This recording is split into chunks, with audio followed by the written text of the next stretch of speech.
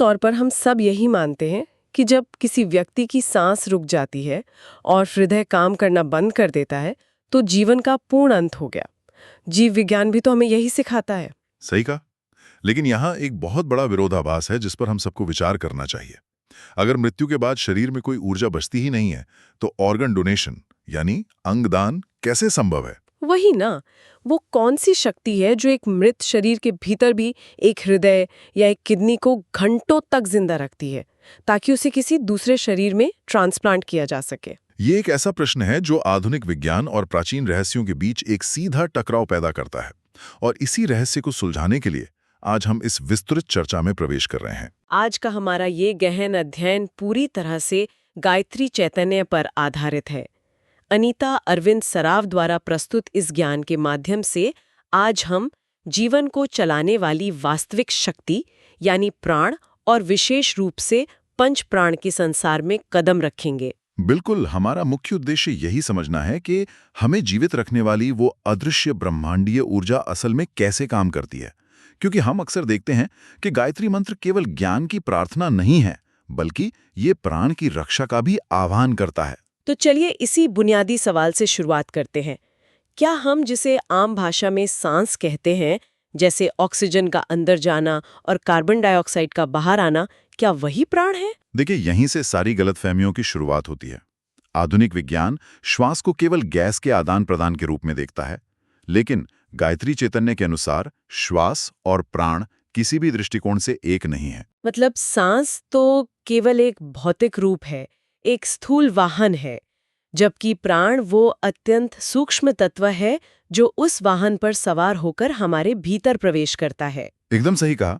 जब हवा फेफड़ों में जाती है तो उसमें मौजूद ऑक्सीजन केवल शरीर की भौतिक कोशिकाओं का पोषण करती है, लेकिन उस हवा में ऑक्सीजन के अलावा कुछ और भी है जो अदृश्य है। अच्छा, क्या हम यहाँ हवा में स्वतंत्र रूप से फैले हुए उन विद्युत आवेशों की बात कर रहे हैं जिन्हें आधुनिक विज्ञान में नेगेटिव आयंस कहा जाता है? हाँ, असल में वही। जब हम किसी झरने के पास या पहाड़ों पर गहरी सांस लेते हैं तो जो ताजगी महसूस होती है वो केवल ऑक्सीजन नहीं है, बल्कि वही नेगेटिव आयंस हैं। गायत्री चैतन्य स्पष्ट करता है कि यही आयंस प्राण का वो सूक्ष्म रूप हैं जिसे हमारा शरीर ग्रहण करता है। इसको समझने के लिए एक बहुत ही रोचक उदाहरण लेते हैं। मान लीजिए हमारा शरीर एक बिजली का उपकरण है, तो जो सांस हम फेफड़ों में भर रहे हैं वो एक तांबे के तार की तरह है। सही जा रही है? और प्राण वो असली बिजली है जो उस तार के माध्यम से बह रही है।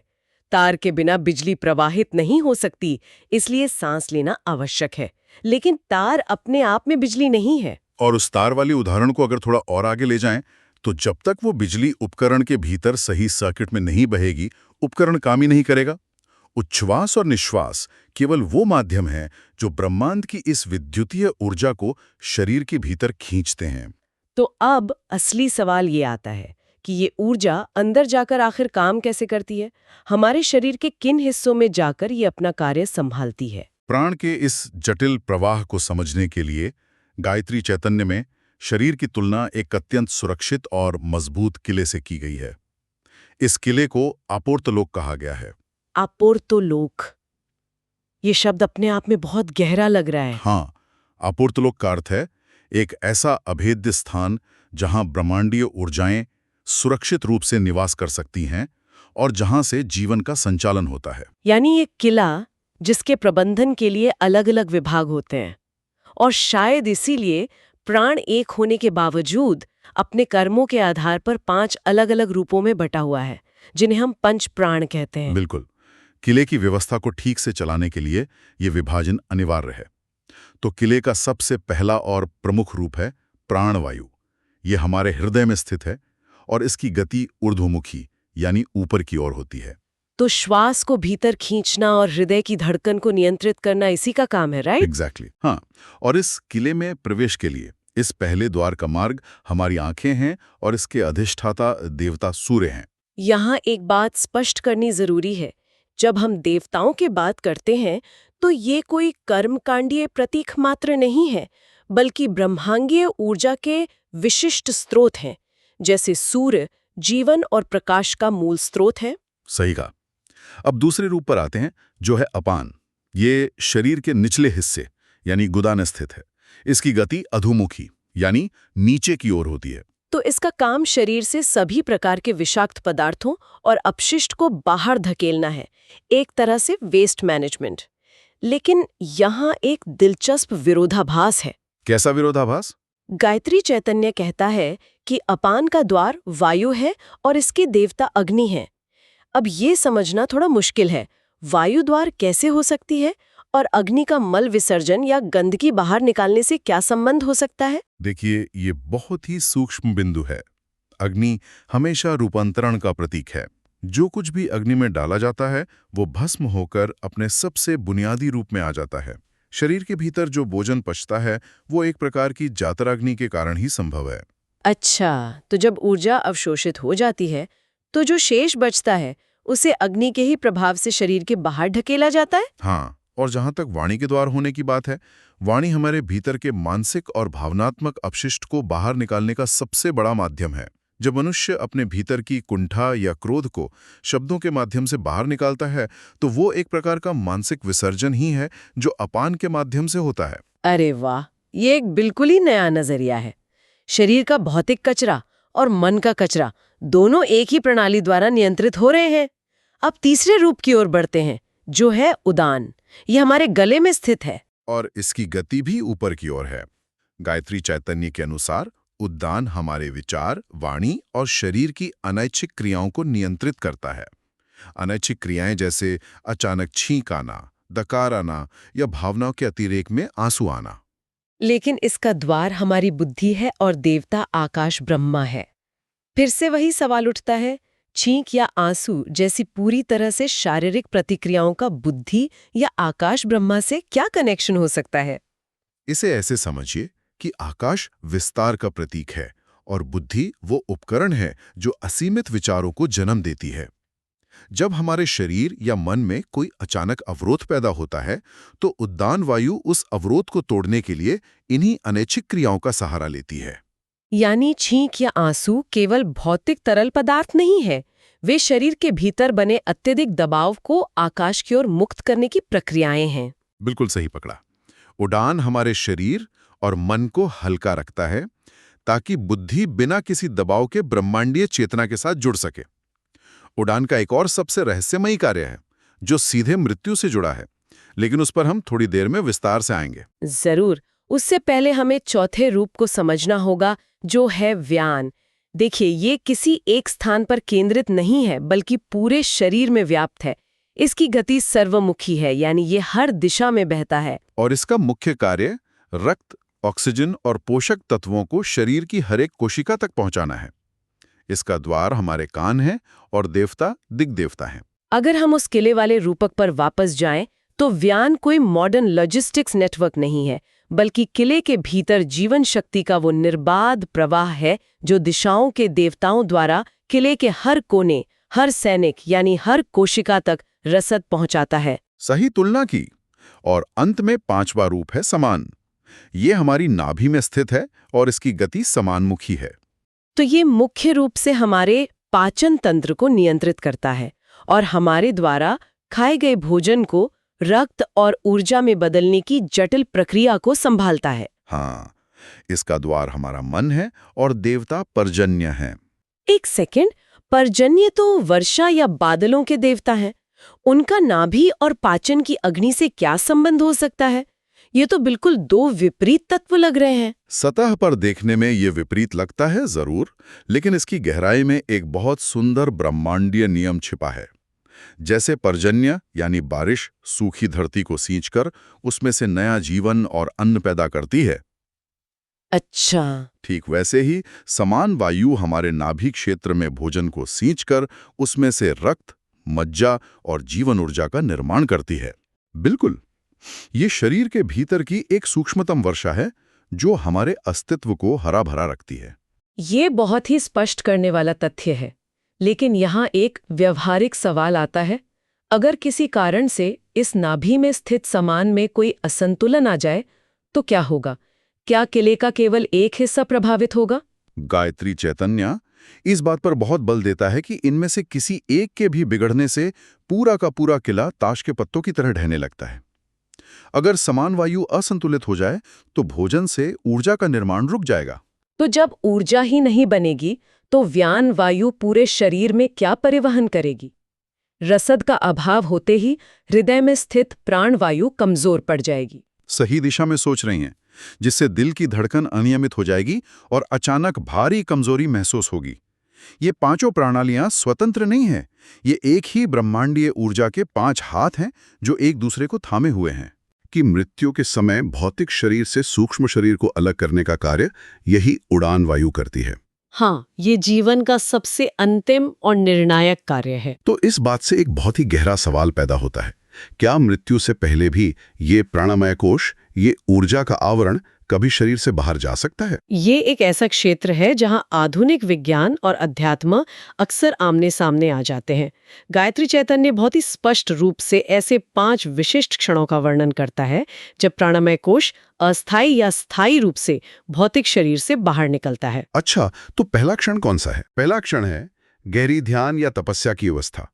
उच्च कोटि के योगियों द्वारा अपनी चेतना को इतना एकाग्र कर लिया जाता है कि वे स्वेच्छा से अपने प्राण को भौतिक आवरण से बाहर निकालकर ब्रह्मांड में विचरण कर सकते हैं। और दूसरा क्षण है गहरी नींद या स्वप्नावस्था।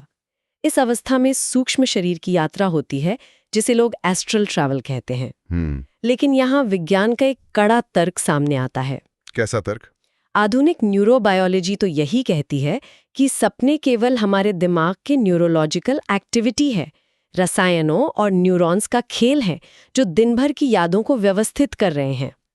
तो गायत्री चैतन्य इसे एक वास्तविक सूक्ष्म यात्रा कैसे मान सकता है? देखिए, विज्ञान केवल मस्तिष्क की भौतिक गतिविधि को मापता है, वो उन विद्युत तरंगों को देखता है, लेकिन गायत्री चैतन्य ये समझाता है कि वे मस्तिष्क की तरंगे केवल एक भौतिक फुटप्रिंट है। मतलब जब प्राणमय कोश भौतिक शरीर के भारीपन से मुक्त होकर नींद की अवस्था में बाहर निकलता है, तो वो जिन सूक्ष्म लोकों का अनुभव करता है, भौतिक मस्तिष्क का उन अनुभवों का अनुवाद न्यूरॉन्स की भाषा में करता है। बिल्कुल, यही बात है। विज्ञान जिसे केवल न्यूरॉन्स का खेल मानता है, वो वास्तव में उस सूक्ष्म यात्रा का एक भौतिक रिकॉर्ड है। ये एक बहुत ही सशक्त दृष्टिकोण है जो दोनों को खारिज नहीं करता, बल्कि एक गहरी परत जोड़ता है। तीसरा क्षण है कोमा या सिर पर गंभीर चोट लगने की स्थिति। जब मस्तिष्क को भारी आघात पहुंचता है तो भौतिक शरीर प्राण को धारण करने में अक्षम हो जाता है। सही कहा। ऐसे में प्राणमय कोश अस्थायी रूप से विस्थापित होता है और शरीर केवल न्यूनतम आवश्यक ऊर्जा पर जीवित रहता है।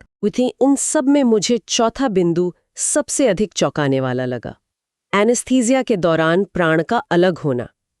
हम अक्सर सुनते हैं कि गंभीर सर्जरी के दौरान जब मरीजों को भारी एनेस्थीसिया दिया जाता है तो कई लोग आउट ऑफ बॉडी एक्सपीरियंस का दावा करते हैं। हाँ, वे बताते हैं कि वे छत के पास से अपने ही शरीर का ऑपरेशन होते हुए देख रहे थे। आधुनिक चिकित्सा विज्ञान में एनेस्थीसियोलॉजिस्ट इसे केवल एक मतिभ्रम या बेहोशी की दवाओं का रासायनिक दुष्प्रभाव मानते हैं। लेकिन अनीता अरविंद सराफ द्वारा प्रस्तुत गायत्री चैतन्य इसे मतिभ्रम बिल्कुल नहीं मानता।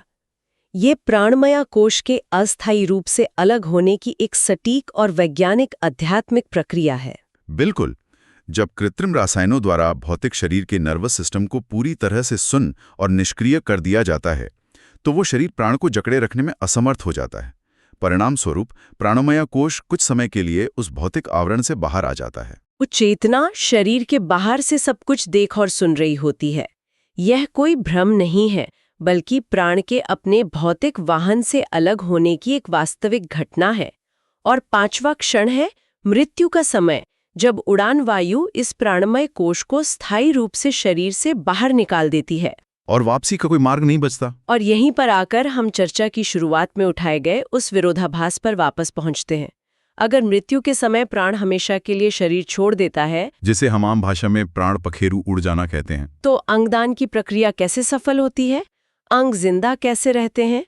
ये वाकई एक ऐसा सवाल है जो जैविक मृत्यु की हमारी पूरी समझ को हिला कर रख देता है। इस रहस्य को सुलझाने के लिए गायत्री चैतन्य हमें 2 अत्यंत महत्वपूर्ण शक्तियों के बीच का सूक्ष्म भेद समझाता है। प्राण और जीवनी शक्ति, ये दोनों एक नहीं है। तो इन दोनों में बुनियादी अंतर क्या है? प्राण हमें सूर्य से प्राप्त होता है। यह एक निरंतर बहने वाली ऊर्जा है जो हमारे दैनिक गतिविधियों, हमारी चेतना और हमारे पंच प्राण के पूरे नेटवर्क को चलाती है। लेकिन जीवनी शक्ति का स्रोत सूर्य नहीं बल्कि विष्णु लोक है, जो एक बहुत ही उच्च दैवीय लोक है। तो मृत्यु के क्षण में वास्तव में क्या होता है? जो ऊर्जा सूर्य से आई थी यानी प्राण, वो उड़ान वायु के साथ हमेशा के लिए शरीर को छोड़ देता है। मनुष्य का संपर्क ब्रह्मांड की उस सक्रिय ऊर्जा से टूट जाता है। सही, लेकिन विष्णु लोक से प्राप्त जीवनी शक्ति तुरंत शरीर नहीं छोड़ती। वो कुछ घंटों तक शरीर के अंगों और कोशिकाओं में एक रेसिडुअल एनर्जी के रूप में बनी रहती है। यही जीवनी शक्ति कोशिकाओं को न्यूनतम स्तर पर तब तक जीवित रखती है जब तक कि वे पूरी तरह से क्षय न हो जाएं। ये जानकारी तो बायोलॉजिकल मृत्यु को देखने के हमारे नजरिए को जड़ से बदल देती है। आमतौर पर हम यही मानते हैं कि सांस रुकी और सब कुछ उसी सेकंड समाप्त हो गया।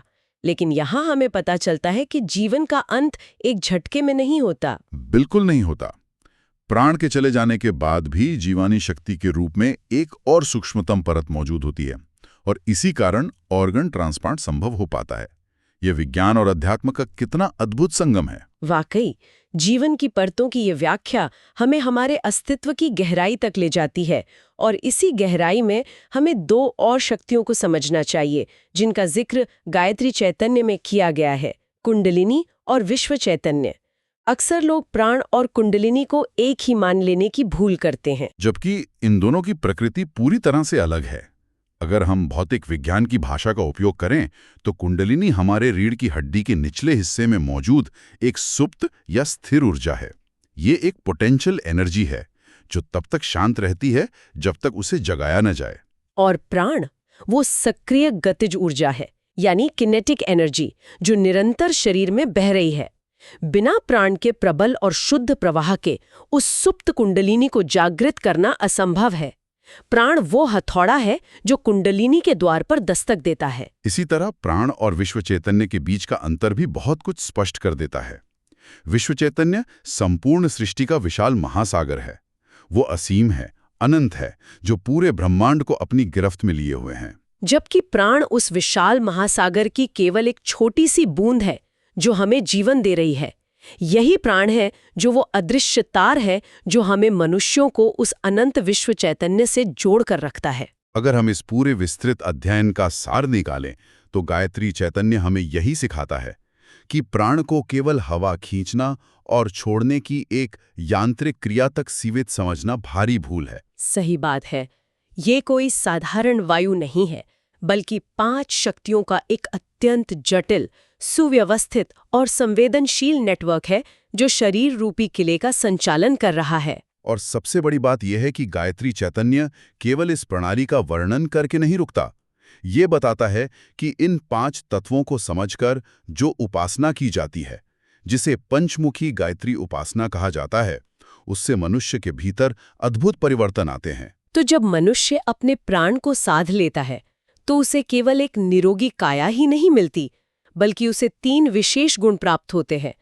पहला है तेजस, जो चेहरे और व्यक्तित्व की वो ब्रह्मांडीय चमक है जिसे देखकर कोई भी प्रभावित हो सकता है। और दूसरा है ओजस, जो एक असीम जीवनीय शक्ति और ऐसी रोग प्रतिरोधक क्षमता है जिसे साधारण बीमारियां भेद नहीं सकती। और तीसरा जो सबसे सर्वोच्च है वो है ब्रह्मवर्चस। ये ज्ञान का एक ऐसा दैवीय तेज है जो मानवीय बुद्धि की सीमाओं से परे है, जो सीधा आकाश ब्रह्मा से प्राप्त होता है। ये उपासना मनुष्य को उसकी सीमित भौतिक पहचान से बाहर निकालकर उसके वास्तविक ब्रह्मांडीय स्वरूप से परिचित कराती है। ये दिखाती है कि हम केवल मांस और हड्डियों का ढांचा नहीं है, बल्कि प्रकाश और ऊर्जा के पुंज हैं। इस गहन अध्ययन को समाप्त करने से पहले एक बहुत ही गहरा और विचारोत्तेजक तथ्य है जिस पर हम सबको विचार करना चाहिए। गायत्री चैतन्य ये बताता है कि जब तक एक बच्चा अपनी माँ के गर्भ में होता है, वो एक सुरक्षित आवरण में होता है। उस समय उसकी अपनी कोई स्वतंत्र ऊर्जा प्रणाली नहीं होती। वो पूरी तरह से अपनी माँ के प्राण और जीवनी शक्ति पर निर्भर होता है। लेकिन जन्म के उस सटीक क्षण में क्या होता है? वही सबसे चमत्कारी पल है जब वो बच्चा पहली बार दुनिया में आकर रोता है और अपनी पहली सांस लेता है। उसे क्षण में उसे सीधे सूर्य से अपना स्वयं का एक नया प्राणमय कोश प्राप्त होता है। वो पहली सांस केवल फेफड़ों में हवा का भरना नहीं है, वो एक नए जीवन का उस असीम ब्रह्मांड के साथ सीधा कनेक्शन जुड़ने की घोषणा है। श्रोताओं को ये सोचने की आवश्यकता है कि जन्म के उस पहले क्षण से लेकर मृत्यु की अंतिम सांस तक हम सब ब्रह्मांड के इस अदृश्य लेकिन अटूट स्रोत सूर्य और विश्व चैतन्य के साथ कैसे एक तार से जुड़े हुए हैं। हम हर सांस के साथ उस महासागर की एक बूंद को अपने भीतर उतार रहे हैं। इसी गहरे विचार के साथ हम आज की ये विस्तृत चर्चा यहीं समाप्त करते हैं।